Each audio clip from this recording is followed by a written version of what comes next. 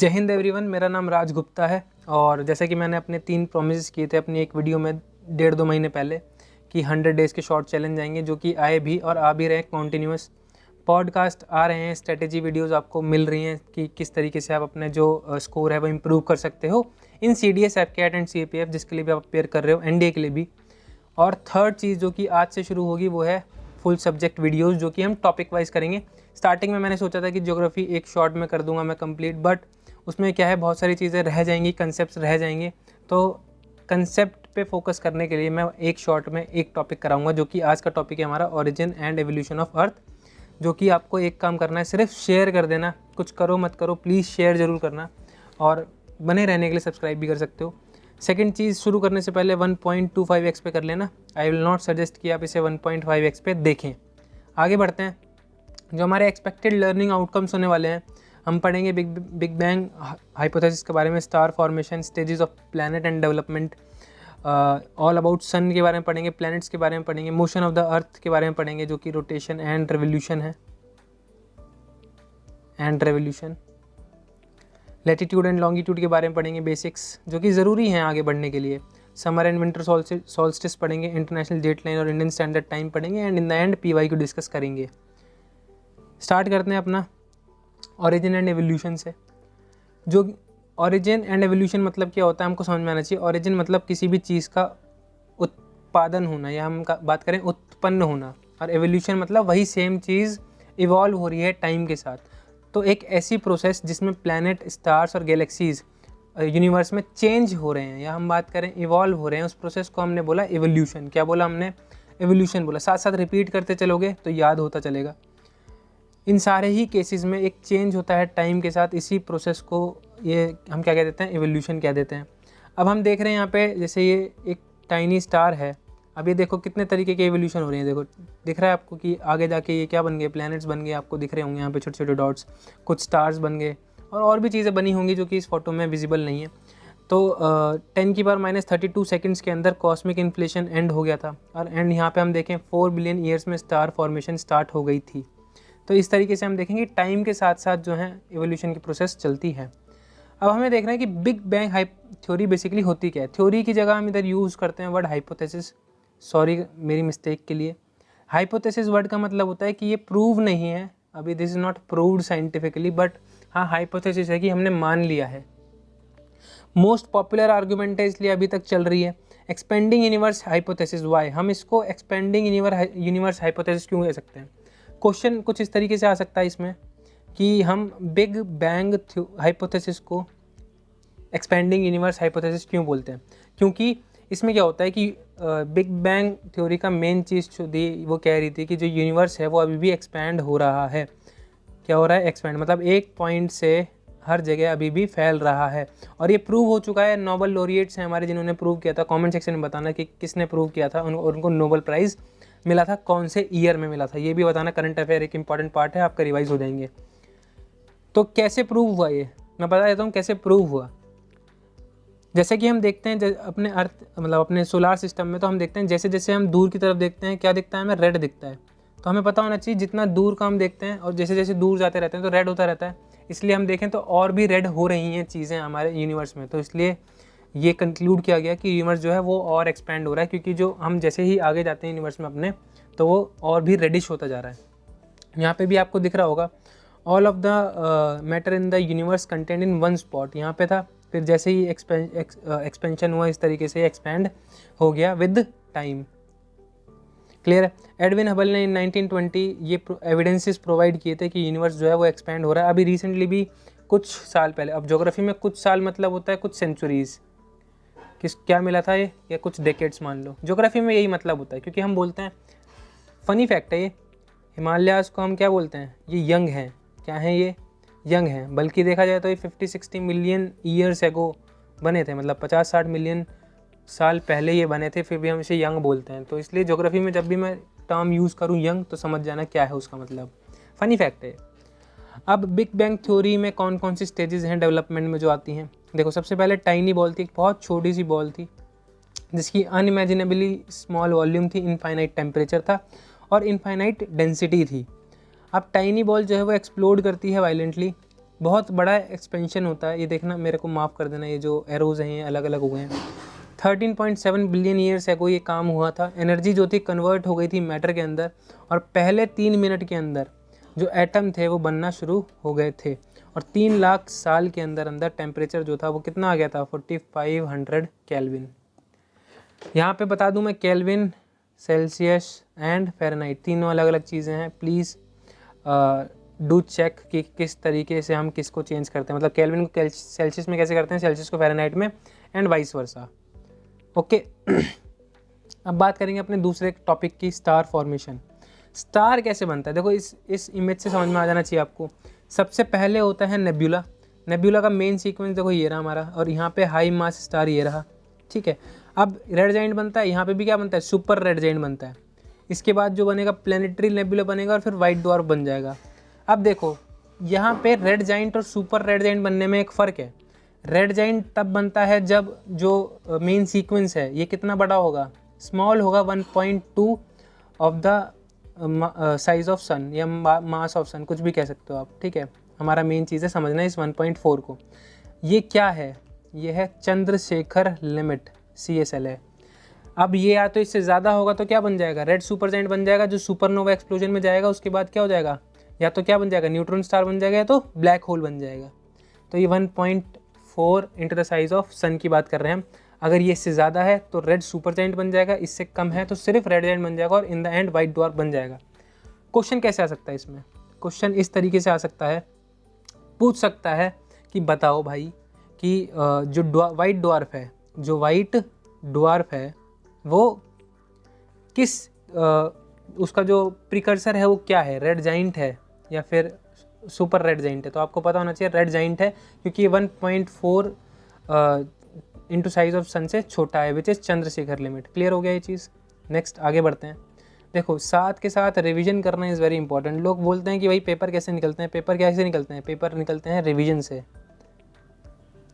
आपको 1 साल पता ही नहीं चलेगा कि कहाँ गया, अगर आप CDS या ऐसे कोई एग्ज़ाम की तैयारी कर रहे हो, 1 साल पता ही नहीं चलेगा, पढ़ने में निकल जाएगा, रिवीजन का टाइम नहीं मिलता।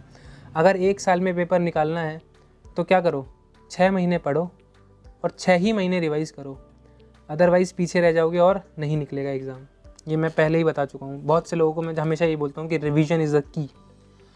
स्टार फॉर्मेशन की बात करते हैं। जैसे कि मैंने बताया कि अनइवन डिस्ट्रीब्यूशन था मैटर का और एनर्जी का, जिसकी वजह से इनिशियल डेंसिटी डिफरेंसेस आए ग्रेविटेशनल फोर्सेस में, जिसकी वजह से क्या हुआ, जो मैटर था वो एक साथ आ गया। देखो होता क्या है, जैसे मान लो ये अनइवन डिस्ट्रीब्यूशन कर देता हूँ मैं, ये मैटर है, अब कहीं ज़्यादा है, देखो कहीं ज़्यादा है, कहीं सिर्फ कम कम है, तो ये क्या होगा, इसकी वजह से डेंसिटी डिफरेंसेस आ गए। यहाँ पे डेंसिटी ज़्यादा है, यहाँ पे डेंसिटी कम है।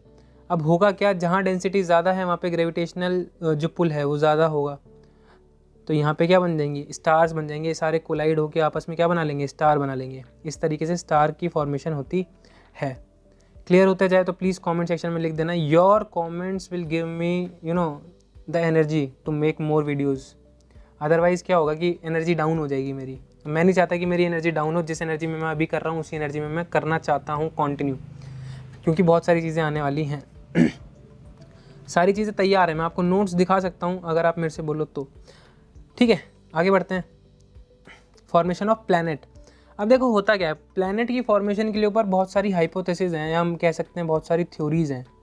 बट क्या हमें उसमें जाना है, हमें पेपर पर्सपेक्टिव से पढ़ना है, तो हमें इन थ्योरीज़ और हाइपोथेसिस की ज़रूरत है नहीं।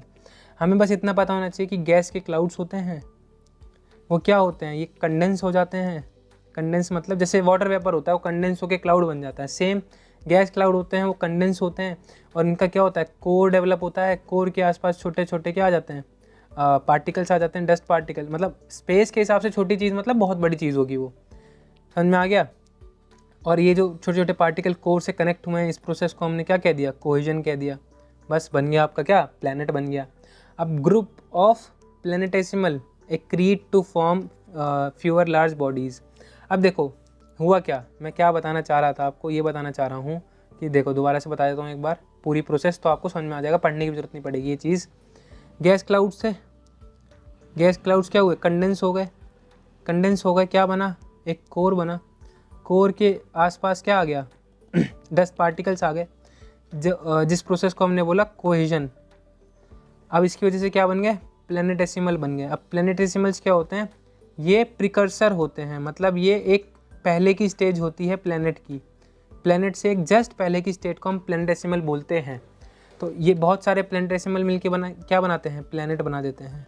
क्लियर हो गया प्लैनेट की फॉर्मेशन। जल्दी जल्दी इसलिए बना रहा हूँ because it is not for detail में पढ़ना है तो फिर वही आप कमेंट करना पड़ेगा आपको, मैं आपको बिल्कुल बेसिक से लेके चलूँगा, क्योंकि यहाँ पे मैं ये नहीं समझ सकता कि आपको कितना आता है। तो ये मैं जनरल पर्सपेक्टिव से बना रहा हूँ कि थोड़ी बहुत चीज़ें आपको पता होनी चाहिए। अगर ये नोट्स चाहिए तो प्लीज़ कमेंट कर देना कि नोट्स भी चाहिए, तो मैं आपको नोट्स प्रोवाइड करा दूँगा, नो इश्यूज़ एट ऑल, है मेरे पास सारे बने हुए, मिल जाएंगे। बात करते हैं सोलर सिस्टम की। सोलर सिस्टम में सन होता है, 8 प्लैनेट होते हैं, 63 मून है, millions of smaller bodies like asteroids and comets भी हैं। मेन चीज़ क्या है यहाँ पे कि 8 प्लैनेट है। हम बचपन में पढ़ते थे 9 प्लैनेट हैं, वैसे बहुत टाइम से पढ़े नहीं कि 9 प्लैनेट्स हैं। यहाँ पे मून्स की जो गिनती है वो अलग अलग हो सकती है हर जगह पे, प्लीज़ एनसीईआरटी रेफर करना। यहाँ पे कहीं भी आपको लगता है डिफरेंसेस है मेरे फैक्ट्स में और आपके फैक्ट्स में, तो हमेशा एनसीईआरटी को प्रेफरेंस देनी है, क्योंकि यूपीएससी एनसीईआरटी के हिसाब से चलता है। 9 प्लैनेट क्यों लिखा है आपने, क्योंकि भैया यहाँ पे नेपच्यून के बाद एक प्लूटो भी आता था। तो क्यों बता रहे हो, जब आता था तो अब कोई ज़रूरत नहीं होनी चाहिए इसकी। मैं इसलिए बता रहा हूँ कि आपको पता होना चाहिए कि प्लूटो को हमने प्लैनेट क्यों नहीं माना, क्योंकि 2006 तक प्लूटो था, मतलब प्लैनेट था। 2006 में इंटरनेशनल एस्ट्रोनॉमिकल यूनियन ने क्या बोला कि प्लूटो प्लैनेट नहीं है, ये क्या है, एकमात्र क्या है, ड्वार्फ प्लैनेट है। क्लियर हो गया, मतलब इसको हमने प्लैनेट की कैटेगरी से बहुत इज्जत से बाहर निकाल दिया कि आप प्लैनेट नहीं हो।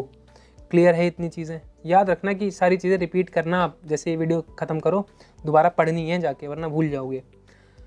क्यों प्लूटो को निकाल दिया, क्योंकि प्लूटो का एक साथी होता था, एक मून होता था, क्या नाम था उसका, किसी को पता है? शेरोन था शायद, प्लीज़ कमेंट में बता देना मेरे को शेरोन था या नहीं था, मेरे को एग्जैक्ट याद नहीं है, भूल गया मैं। तो क्या था कि प्लूटो अपना रिलेशन नहीं कंफर्म कर पा रहा था शेरोन से कि भैया शेरोन प्लूटो का मून है या प्लूटो शेरोन का मून है, क्योंकि क्या हो रहा था कि मान लो अगर ये शेरोन है और ये प्लूटो है, तो ना तो शेरोन प्लूटो के चक्कर काट रहा था, ना ही प्लूटो शेरोन के चक्कर काट रहा था, ये दोनों ही एक कॉमन पॉइंट के चक्कर काट रहे थे। समझ में आ रहा है मैं क्या कह रहा हूँ? तो इन्होंने रिलेशन अपना कंफर्म नहीं किया, इसलिए जो प्लूटो था उसको हमने ड्वार्फ प्लैनेट मान लिया। क्लियर हो गई इतनी चीज़ें, यहाँ पे बस यही समझाना था मेरे को। प्लैनेट्स को 2 पार्ट में हमने डिवाइड कर रखा है, इनर प्लैनेट, आउटर प्लैनेट, बचपन से पढ़ते आ रहे हैं। जो मेन चीज़ ये थी प्लूटो वाली, 2006 में इसको डिस्कार्ड कर दिया गया प्लैनेट के दर्जे से। किसने किया? IAU ने किया। क्यों किया ये भी मैंने आपको बता दिया। क्लियर है, इतना डिटेल में कहीं नहीं मिलेगा, सो पढ़ लो। बात करते हैं सन की। सन को बोलते हैं power house of solar system. अब देखो होता क्या है हमें पता है कि जो भी चीज़ें हो रही हैं प्लैनेट अर्थ में, एनीथिंग जो भी प्लैनेट अर्थ में हो रही है, नॉइज़ आएगी थोड़ी बहुत हॉर्न वगैरह की, प्लीज़ माफ़ कर देना मेरे को। प्लैनेट अर्थ में कोई भी चीज़ अगर हो रही है तो वो हो रही है सन की वजह से, क्योंकि ये एनर्जी प्रोवाइड कर रहा है। अगर ये एनर्जी प्रोवाइड कर रहा है तो कैसे कर रहा है? देखो एक और चीज़ मैं बता दूँ, फैक्ट यहाँ पे, कि जो सन है इसकी सिर्फ 1/2 बिलियन टाइम्स एनर्जी आती है अर्थ के ऊपर, ओनली 1/2 बिलियन टाइम्स। बहुत छोटा रेशियो है जो सन का आता है और उससे पूरा प्लैनेट अर्थ सर्वाइव कर रहा है, इसलिए हमने इसको बोला power house of the solar system. ये जो 1/2 बिलियन लिखा है मैंने, एक PYQ है, हल्के में मत लेना इस चीज़ को। क्या है ये? एक PYQ है, please don't take it lightly, बहुत इंपॉर्टेंट चीज़ है ये। सब सरफेस फ्लो को ही हम क्या बोलते हैं? सोलर फ्लेयर्स बोलते हैं। होता क्या है ये होते हैं पॉजिटिवली और नेगेटिवली चार्ज्ड आयंस होते हैं जो कि अर्थ की मैग्नेटिक फील्ड्स को डिसरप्ट कर देते हैं। तो अगर सिंपल आ जाए व्हाट इज सोलर फ्लेयर, तो क्या होते हैं? चार्ज्ड आयन होते हैं। ये भी नहीं पता पॉजिटिव नेगेटिव होते हैं, सिर्फ लिख दो चार्ज्ड आयन होते हैं, no need to go into this detail. Clear हो गया? चार्ज्ड आयन होते हैं, बस इतना याद रखना, जो कि अर्थ की मैग्नेटिक फील्ड को डिसरप्ट करते हैं, जिसकी वजह से बहुत सारे इश्यूज हो सकते हैं। फोटोस्फेयर, फोटोस्फेयर क्या होता है? ब्राइट आउटर लेयर होता है सन के, जो एमिट करता है बहुत सारी radiation, most of the radiation, बाकी अलग अलग भी होती है बट ज़्यादातर रेडिएशन कहाँ से आती है? फोटोस्फेयर से आती है। सन स्पॉट क्या होता है? एक डार्क पैच होता है सरफेस ऑफ द अर्थ के ऊपर, जो कि जिसका टेम्परेचर क्या होता है? रिलेटिवली लो होता है। जिसका टेम्परेचर क्या होता है? थोड़ा सा कम होता है उसके और कहीं एरिया से। सन स्पॉट आपने देखे होंगे, छोटे छोटे स्पॉट्स होते हैं जो कि डार्कर होते हैं as compare to the whole sun, और उसका जो टेम्परेचर होता है वो कम होता है। PYQ है, अगेन आ सकता है, पढ़ लेना। क्रोमोस्फेयर की बात कर लेते हैं। क्रोमोस्फेयर क्या होता है? Relatively thin layer of burning gases. Gas burn होती है सन के सरफेस पे, सॉरी यहाँ पे ब्लफ हो गया, सन के सरफेस पे क्या होती हैं? थिन लेयर होती है गैसेस की, तो उसको हमने क्रोमोस्फेयर नाम दे दिया। कोरोना क्या होती है? कोरोना आउटर लेयर होती है सन की, क्या होती है? Outer layer. Distinctive atmosphere of plasma that surround the suns and other celestial body, तो आउटर लेयर होती है। और किस तरीके से जान सकते हैं हम कोरोना को? एक और तरीका है इसको जानने का, जब सोलार एक्लिप्स होता है, पढ़ेंगे इसके बारे में भी, टेंशन मत लेना। जब सोलार एक्लिप्स होता है तो हमने देखा है कि मून कवर कर लेता है सन को और एक छोटी सी लेयर दिखती है बाहर से, इस लेयर को ही हम क्या बोलते हैं? कोरोना, जो एक लेयर दिखती है। कोरोना वायरस भी था, वो अलग चीज़ है, ये अलग चीज़ है। क्लियर हो गया सन? नेक्स्ट आगे बढ़ेंगे प्लैनेट की तरफ। प्लैनेट्स हमने देख लिया कि 9 हुआ करते थे, अब 8 होते हैं। प्लूटो को डिस्कार्ड कर दिया गया है। मरकरी स्मॉलेस्ट प्लैनेट है, क्लोजेस्ट है सन के 36 मिलियन माइल्स, 88 डेज में उसका जो है कंप्लीट हो जाता है एक चक्कर। वीनस को ट्विन प्लैनेट बोलते हैं, अर्थ का सिस्टर भी बोलते हैं अर्थ की, याद रखना, फैक्ट है ओनली। अर्थ को डिस्कस करेंगे लेटर पार्ट्स में डिटेल में। मार्स, डार्क पैचेस हैं मार्स के ऊपर, हमने देखा भी मॉम मिशन के थ्रू, या हम बात करें मिशन मंगल मिशन के थ्रू। It poses an atmosphere of mostly carbon dioxide, red colour iron oxide. उसका जो रेड कलर है वो दर्शाता है कि बहुत ज़्यादा आयरन ऑक्साइड है, बहुत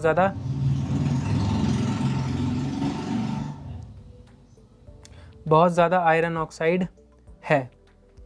क्लियर है? तो ये चीज़ें याद रखना। नेक्स्ट अगर मैं बात करूँ जुपिटर की, तो लार्जेस्ट आउटर प्लैनेट है, composed of hydrogen, helium and methane. पढ़ लेना, मतलब बेसिकली ये चीज़ पढ़ने वाली है। नथिंग इन दिस जो मुझे बतानी पड़े, बस एक चीज़ याद रखना, वीनस और जो यूरेनस है, वीनस एंड यूरेनस, ये 2 ऐसे प्लैनेट हैं जो कि ईस्ट टू वेस्ट घूमते हैं, अनलाइक अदर प्लैनेट्स। हमें पता है कि हमारा अर्थ भी वेस्ट टू ईस्ट घूमता है, ना कि east to west. East to west घूमते हैं सिर्फ 2 प्लैनेट, जो कि हैं वीनस एंड यूरेनस। बात करते हैं मिसलेनियस की। मिसलेनियस मैंने इसलिए लिखा क्योंकि ये चारों टॉपिक में कहीं भी नहीं रख पा रहा था कि कहाँ रखूँ। तो सेलेस्टियल बॉडी है। सेलेस्टियल बॉडीज़ क्या होती हैं? कोई भी बॉडी जो स्पेस में प्रेजेंट है, आउटर स्पेस में कोई सी बॉडी जो प्रेजेंट होती है, हम उसको बोलते हैं सेलेस्टियल बॉडी। एस्ट्रॉइड्स क्या होते हैं? Asteroids are the planet like structure in space, planet like structures in space. जो प्लैनेट लाइक स्ट्रक्चर होते हैं स्पेस में, उसको हम एस्ट्रॉइड्स बोलते हैं। मेजरली कहाँ पे पाए जाते हैं? मार्स एंड जुपिटर के बीच में। क्या ये कहीं और नहीं पाए जाते हैं? बिल्कुल गलत, ये कहीं भी पाए जा सकते हैं, क्योंकि ये तो कहीं भी घूम रहे हैं ना। किसी भी प्लैनेट की जो ग्रेविटेशनल फोर्स है, ये इनको अपनी तरफ खींच सकते हैं। कॉमेट क्या होते हैं? आईसी पार्टिकल, या हम बात करें आईसी एस्ट्रॉइड बोल लो, कोई दिक्कत नहीं है। आईसी पार्टिकल जिनकी लॉन्ग टेल होती है। लॉन्ग टेल क्यों होती है? मान लो ये आइस है, अब यहाँ से अगर सन की रेज़ आ रही हैं तो पिघल जाएगी, तो ये कैसी हो जाएगी? कुछ इस तरीके से हो जाएगी। तो इसकी जो टेल है ये क्या हो जाएगी? टेल बन जाएगी, बहुत लंबी टेल बन जाती है। तो कॉमेट होते हैं ये। मीटियोर्स, 3 चीज़ें होती हैं मीटियोर्स के बारे में जो पढ़नी होती है। Meteors, meteoroid and meteoroid. जिसको डिफरेंसेस पता है प्लीज़ कमेंट सेक्शन में मुझे बता देना।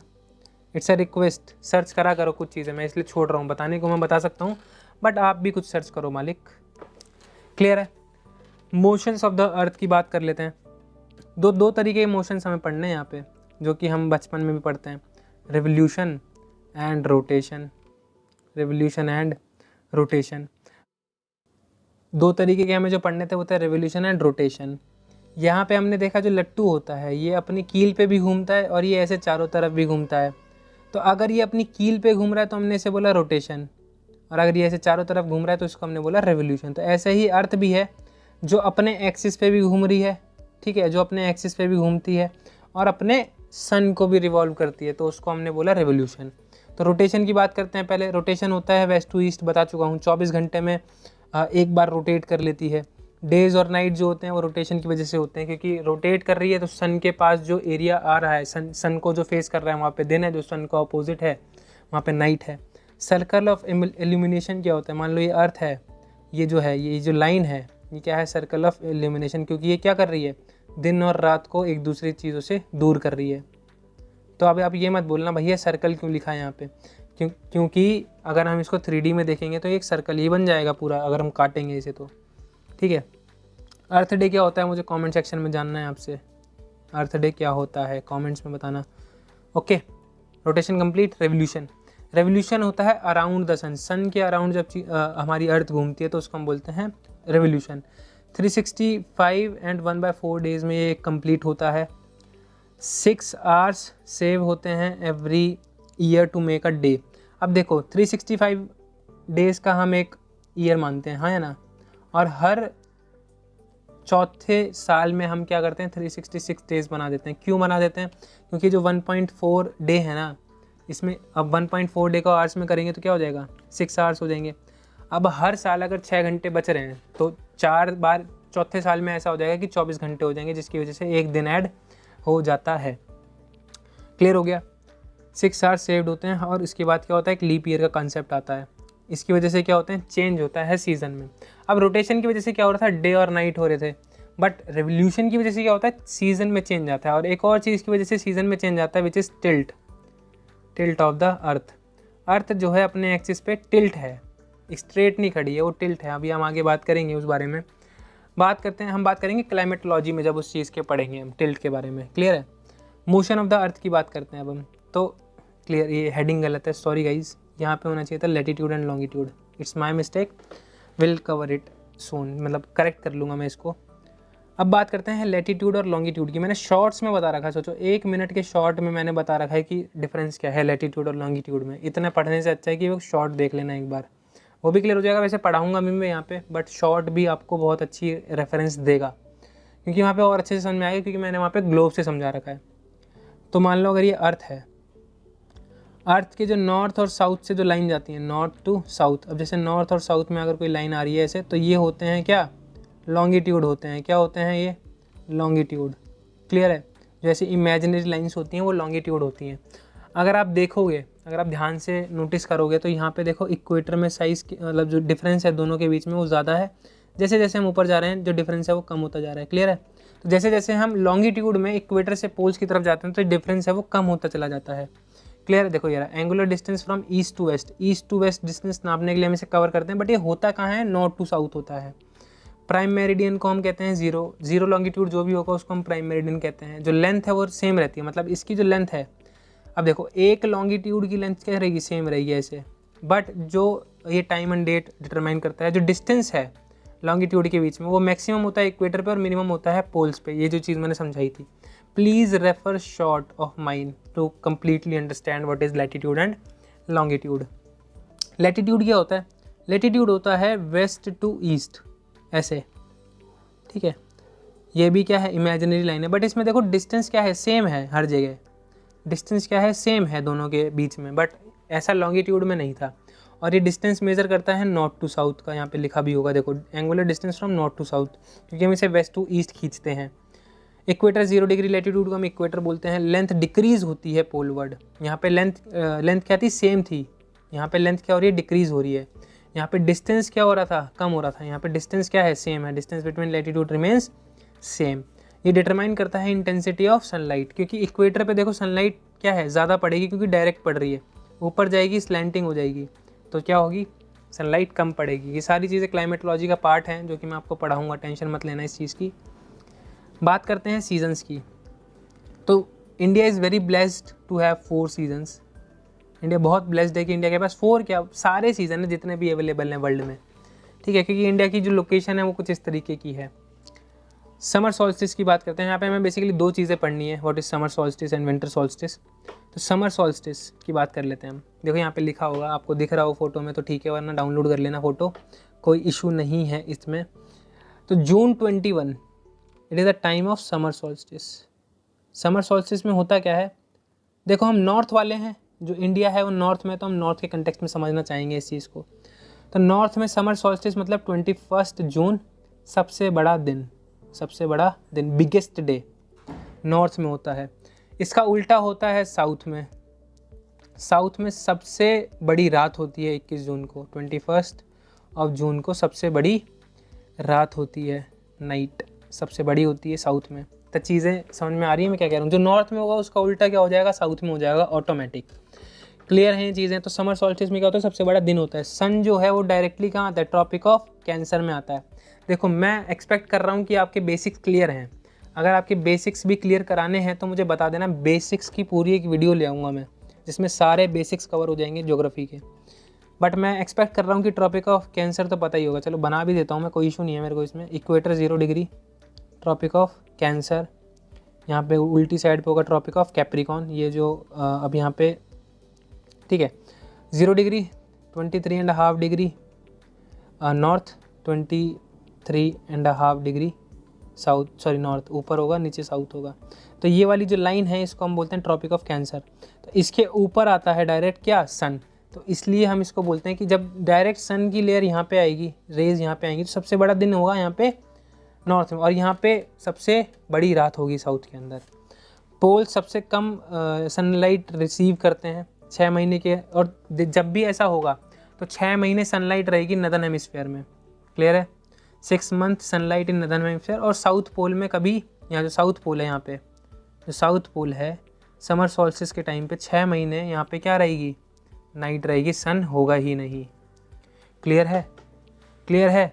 और इस टाइम पे जो नॉर्थ पोल है, यहाँ पे कभी सनसेट नहीं होगा, यहाँ पे कभी सनराइज नहीं होगा, यहाँ पे कभी सनसेट नहीं होगा। अपोजिट कर दो इसको तो विंटर सॉल्स्टिस मिल जाएगा आपको। बस डेट बदलती है, यहाँ पे 22 दिसंबर होती है। 22 दिसंबर मतलब नॉर्थ में सबसे बड़ा नाइट, नाइट सबसे बड़ी। वहीं उल्टा कर दो इसका, साउथ में सबसे बड़ा दिन, सेम डे पे 22 दिसंबर पे या 21 दिसंबर, जो भी है आपके एनसीईआरटीज़ का जो भी है, रेफ़र कर लेना। सन रेज डायरेक्टली कहाँ आती है, ट्रॉपिक ऑफ कैप्रिकॉन पे, जो कि साउथ में है। ये रहा देखो, ट्रॉपिक ऑफ कैप्रिकॉन जो कि साउथ में है। क्लियर होगी। पोल्स लेस रिसीव करते हैं अगेन, जो कि ऊपर भी था, बट पोल्स डिफरेंस हो जाएंगे यहाँ पे, ठीक है, उल्टे हो जाएंगे। मतलब क्या हो रहा था यहाँ पे कि साउथ पोल में नाइट थी, बट विंटर सॉल्स्टिस में क्या होगा, नॉर्थ पोल में नाइट होगी। ठीक है, बस ये चीज़ चेंज होगी। अब बात करते हैं इक्विनॉक्सिस की। इक्विनॉक्स होते हैं जब equal days and equal nights हो, equal days and equal nights. अभी हमने देखा था समर सॉल्स्टिस और विंटर सॉल्स्टिस में कि समर सॉल्स्टिस में दिन बड़ा था नॉर्थ में, रात छोटी थी। बट यहाँ पे क्या है, दोनों ही जगह पे इक्वल डेज और इक्वल नाइट्स हैं। तो कब होता है ये, साल में 2 बार होता है, 21 मार्च को और 23 मार्च को।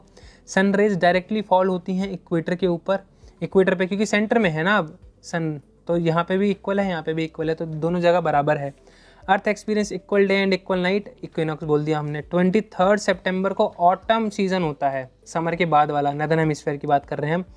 और स्प्रिंग सीजन होता है सदर्न हेमिस्फीयर में, और इसका वाइस वर्सा कर दो, मतलब 23 सितंबर की अगर हम बात कर रहे हैं तो ऑटम होगा, और जो हमारा 21 मार्च होगा इसमें क्या होगा, स्प्रिंग सीजन होगा। क्लियर। इसका उल्टा कर दोगे तो क्या मिल जाएगा तुम्हें, साउथ का मिल जाएगा। रोटेशन डेज और नाइट बताती है, रेवोल्यूशन सीजन बताता है। तो ये इसका कंक्लूजन था एक तरीके से। नेक्स्ट बढ़ते हैं इंटरनेशनल डेट लाइन की तरफ। जो इंटरनेशनल डेट लाइन है वो हमारी कुछ इस तरीके से जाती है, आपको दिख रही होगी ये, ठीक है, कुछ इस तरीके से आपको दिख रहा है। सीधी लाइन नहीं है, ये इमेजिनरी लाइन है। क्या ऐसी कोई लाइन हमने सच में खींच रखी है, no, these are all imaginary lines. Longitude भी एक इमेजिनरी लाइन है, ये भी एक इमेजिनरी लाइन है। Serves as the line of demarcation between 2 consecutive calendar days. तो मान लो अगर यहाँ पे 10 अक्टूबर है तो यहाँ पे 11 अक्टूबर होगा। क्लियर है, मैं बस एक एग्जांपल दे रहा हूँ। तो यहाँ पे अगर 10 अक्टूबर है, ये पेन दिख नहीं रहा होगा, मैं चेंज कर लेता हूँ, एक सेकेंड। तो अगर यहाँ पे 10 अक्टूबर है तो यहाँ पे 11 अक्टूबर होगा। तो ये एक डिमार्केशन है कि यहाँ पे जो डेज़ हैं डिफरेंट होंगे। यहाँ पे लिखा हुआ है साफ साफ, 2 कॉन्जिक्यूटिव डेज़ में जो डिफरेंस है वो शो करता है हमारा इंटरनेशनल डेट लाइन। रफली follows a 180 degree at Bering strait, Fiji and other. तो ये 180 डिग्री फॉलो करता है, किसी जगह पे लिखा हुआ है। यहाँ पे डे चेंज हो जाता है exactly by 1 day. West to east जाएंगे तो एक दिन मिलेगा, ईस्ट टू वेस्ट जाएंगे तो एक दिन लूज़ होगा। अगर हम ये वेस्ट है और ये ईस्ट है, अगर हम यहाँ से यहाँ जाएंगे तो हमें एक दिन मिल जाएगा। फॉर एग्जाम्पल सपोज करो यहाँ पे 11 अक्टूबर है, ठीक है, और अगर हम वेस्ट टू ईस्ट जाएंगे तो क्या मिल जाएगा, हमें एक दिन एक्स्ट्रा मिल जाएगा। हम मतलब अपना बर्थडे 2 बार मना सकते हैं।